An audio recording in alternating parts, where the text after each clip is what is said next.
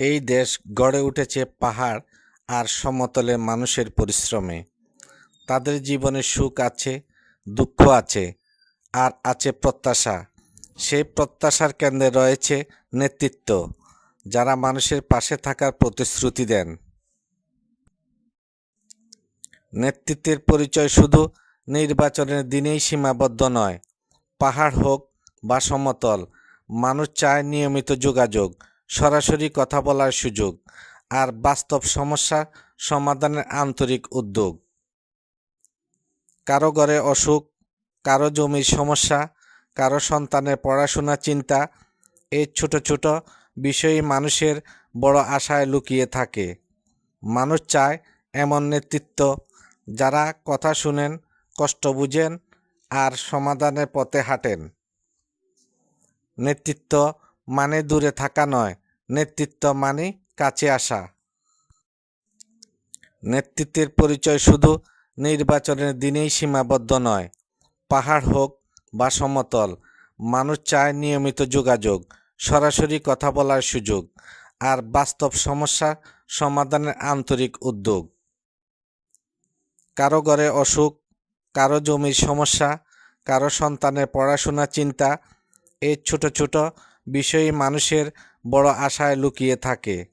মানুষ চায় এমন নেতৃত্ব, যারা কথা শুনেন, কষ্ট বুঝেন, আর সমাধানের পথে হাঁটেন। নেতৃত্ব মানে দূরে থাকা নয়, নেতৃত্ব মানে কাছে আসা। নিরপেক্ষভাবে দেখলে একজন নেতার দায়িত্ব শুধু সিদ্ধান্ত নেওয়া নয়, শোনা, বোঝা এবং পথ দেখানো। নিয়মিত খোঁজখবর রাখা, মানুষের কষ্ট শোনা এবং বাস্তব ভিত্তিতে পদক্ষেপ নেওয়াই নেতৃত্বের শক্তি। পাহাড় হোক বা সমতল, মানুষের পাশে থাকার নেতৃত্বের একটি গুরুত্বপূর্ণ দিক হলো মাঠে নেমে সরাসরি কথা বলা। স্থানীয় পর্যায়ে বিভিন্ন সময় সাবেক কয়েকজন জনপ্রতিনিধিরা মানুষের খোঁজ নিতে গ্রামে, পাহাড়ি এলাকায় ও বসতিতে যান। এই উপস্থিতি অনেকের কাছে আশ্বাসের মতো কাজ করে। কেউ তাদের কষ্ট কথা বলে, কেউ সমস্যা সমাধানের পথ খুঁজে, তাদের সাথে কথা বলেন, খাওয়া দাওয়া করেন।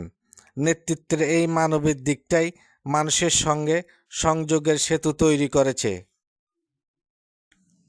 যখন নেতা আর মানুষের মাঝে দূরত্ব কমে, তখন বিশ্বাস তৈরি হয়, আর সেই বিশ্বাস থেকেই জন্ম নেয় উন্নয়ন, শক্তি এবং সহ অবস্থান।